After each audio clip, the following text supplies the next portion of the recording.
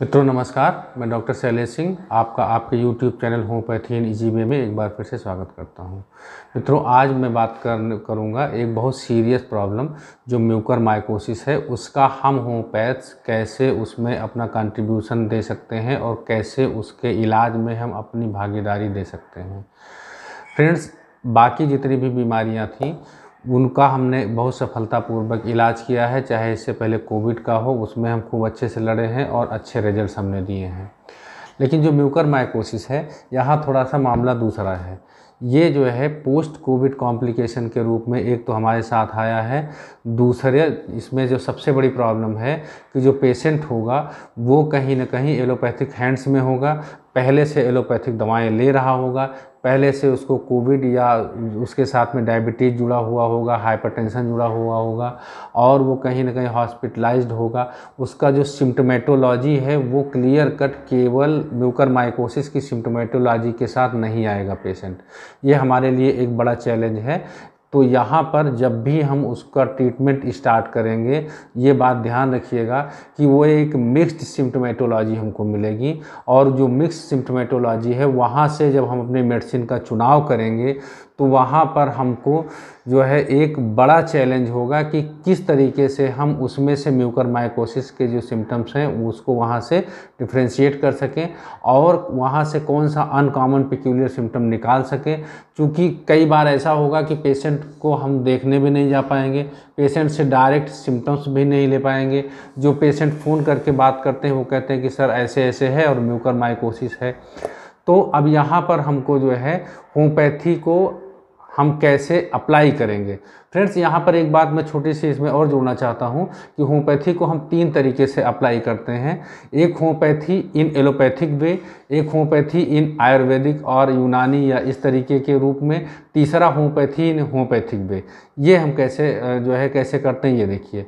जब हम डिजीज़ का नाम लेकर के इलाज करते हैं और एक ग्रुप ऑफ मेडिसिन उठाकर दे देते हैं, मतलब हमको टाइफाइड का है तो टाइफाइड में बैप्टीसिया, ब्रायनिया, आर्सेनिक और इस तरीके से जो लोग प्रैक्टिस करते हैं वो होता है होम्योपैथी इन एलोपैथिक वे। वहाँ पे भी हमको रिजल्ट्स एलोपैथी से तो बहुत अच्छे मिलते हैं, लेकिन जो होम्योपैथी के लिहाज से जो रिजल्ट्स मिलने चाहिए वो रिजल्ट्स हमको नहीं मिलते हैं। दूसरा, होम्योपैथी इन आयुर्वेदिक और यूनानी वे में कैसे करते हैं।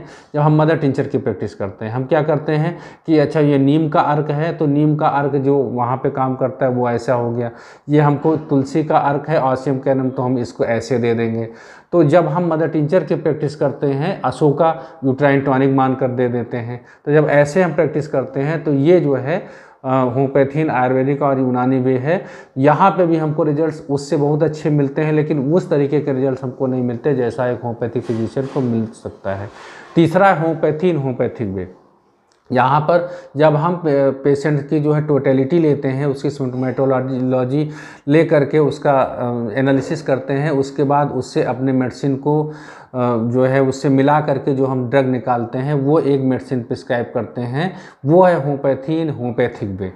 तो इस तरीके से ये जो है इसका रिजल्ट बहुत अच्छा होता है और यही वास्तविक होम्योपैथी है कि जो क्रोनिक से क्रोनिक डिजीज, बड़ी से बड़ी बीमारी को बहुत जल्दी से इरेडिकेट कर देती है और यहाँ पर कहीं पे भी इनक्योरेबल शब्द नहीं है इस तरीके के अगर हम प्रैक्टिस करते हैं तो अब हम यहाँ पे कैसे करें। सबसे बड़ी समस्या ये आती है कि कैसे हम इसका इलाज करें। मैंने इस पर थोड़ा सा देखा, रिसर्च किया, सर्च किया और जगहों पर, तो जो ICMR की जो सिम्टोमेटोलॉजी है, जो WHO की जो सिम्टोमेटोलॉजी जो आई है, जो एक्सपर्ट्स ने जो बताया है कि क्या क्या उसमें जो है कंडीशंस होती हैं और क्या क्या उसके सिम्टम्स होते हैं, उस सिम्टम्स की एनालिसिस करने के बाद मैंने मटेरिया मेडिका का और जो रिपर्टरी है उसका जो स्टडी की उसका अध्ययन किया। उसके आधार पर कुछ एक दवाएं मुझको समझ में जो आ रही हैं जो उस सिम्टोमेटोलॉजी के बेस्ड पे है जो पेशेंट नहीं है, तो उस वहाँ से मैं शुरू करना चाहता हूँ। कुछ 1, 2, 4 दवाएं मैं इस यहाँ पर नाम लूँगा, उनके सिम्टम्स किस तरीके से मैच कर रहे हैं ये बताऊँगा।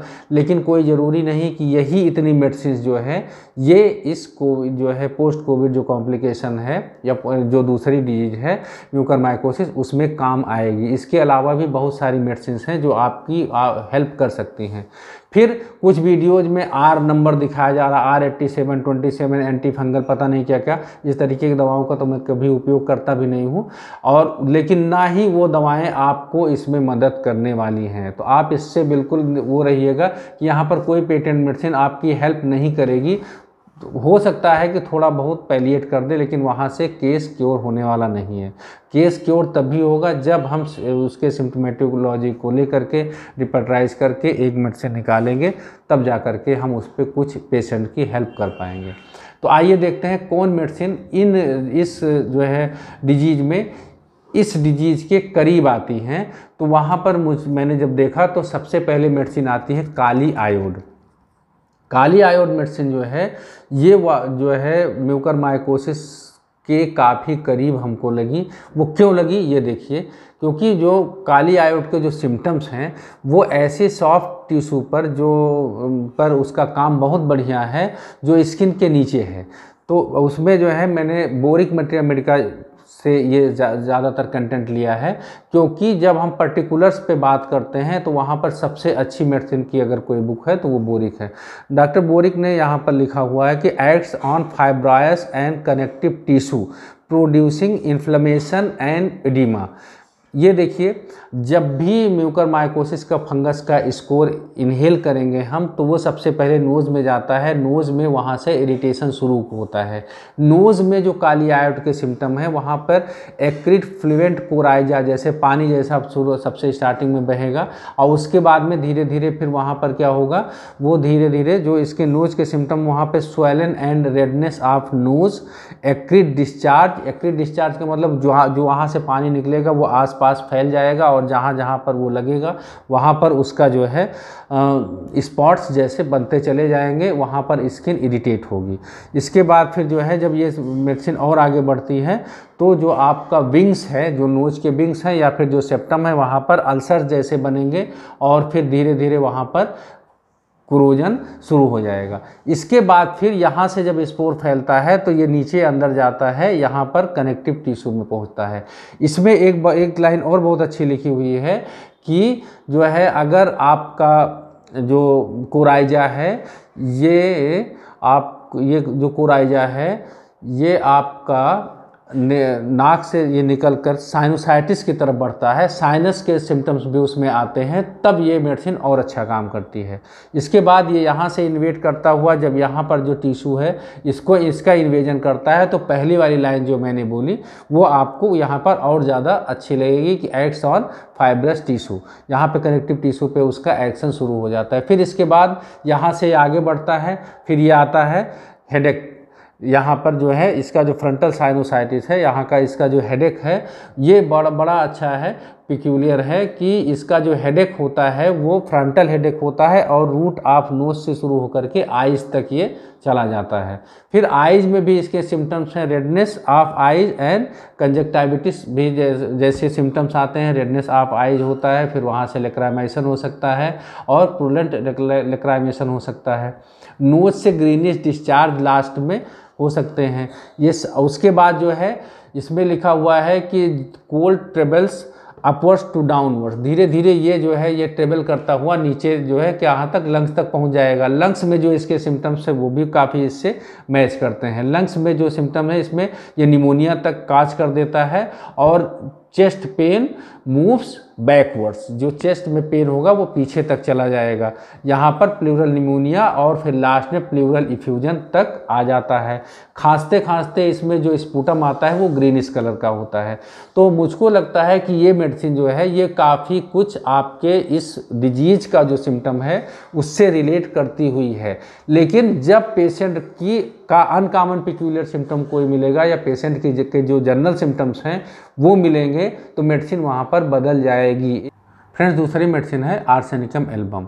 अगर हम एलेंस की नोट की एक लाइन देखें उसमें लिखा हुआ है कि एलिमेंट्स फ्रॉम ऑल्फैक्शन, आकुलेशन और ईटिंग ऑफ डिकेड मटेरियल। तो यहाँ से अगर हम देखते हैं तो ये साफ साफ कह रहे हैं कि अगर कहीं पे कोई चीज़ सड़ रही हो तो उसका अगर हमको वहाँ से हम सूंघ भी लेते हैं या उसकी स्मेल तक हमको आ जाती है तो हमको कोई डिजीज स्टार्ट हो जाती है, वहाँ पर आर्सेनिक बहुत अच्छा काम करती है। चूँकि जो है जो म्यूकरमाइकोसिस के जो स्पोर्स होते हैं वो ऐसे ही मटेरियल में रहते हैं, तो वहाँ से अगर स्पोर्स हमारे पास आ जाते हैं तो वहाँ पर आर्सेनिकल एल्बम काम करेगी। ये बहुत इंपॉर्टेंट लाइन है। अगला, इसका जो कैरेक्टरिस्टिक स्मेल है, कैडबरस स्मेल जो है इसमें मार्क्ड है। तो जब जो है कहीं पे टिश्यू जो है वो सड़ रहा होता है, गल रहा होता है, जब ये म्यूकरमाइकोसिस की जो माइसीलियम वो इन्वेड करती हैं तो वहाँ पर जो टिश्यू होते हैं उनको गलाने लगते हैं, तो वहाँ से जो ये स्मेल आती है ये भी इसमें मैच कर रही है।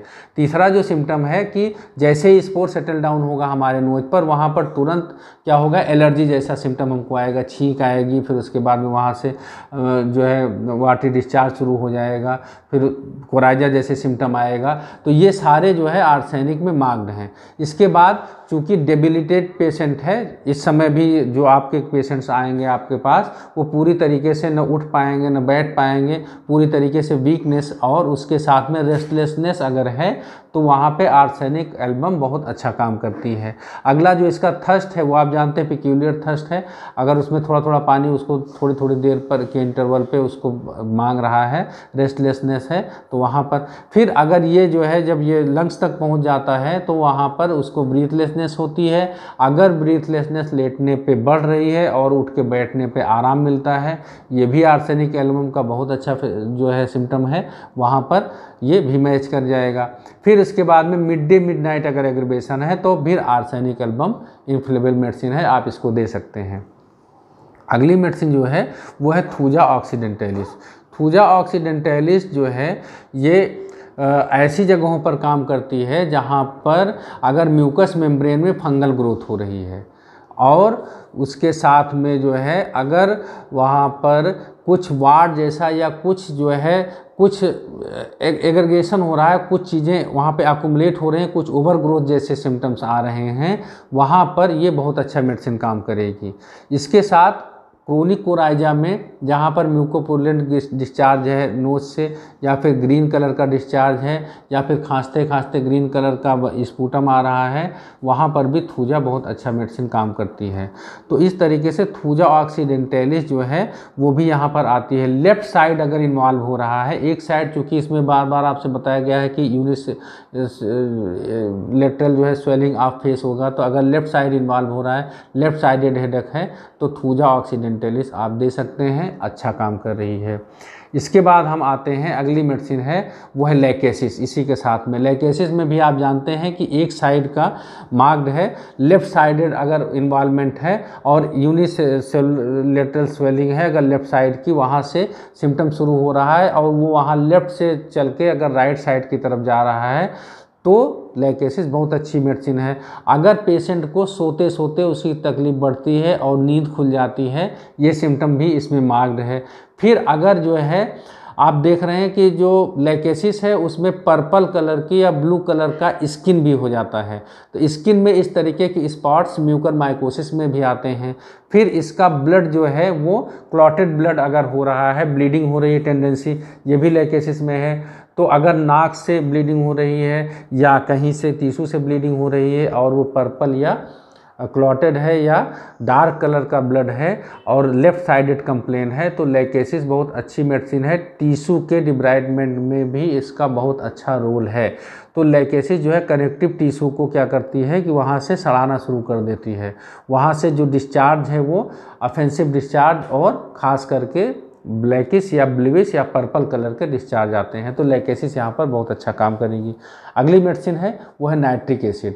नाइट्रिक एसिड फ्रेंड्स ऐसी जगहों पर काम करेगी जहाँ पर स्प्लिंटर लाइक पेन, अगर कहीं पे कोई स्पॉट बना है या वो पेशेंट बता रहा है कि जहाँ पर ये प्रॉब्लम है वहाँ पर हमको चुभ रहा है कोई चीज़, तो चुभते हुए अगर पेन है तो वहाँ पर नाइट्रिक एसिड काम करेगी। एसिड ग्रुप का है तो वीकनेस भी इसमें मार्क्ड होगा।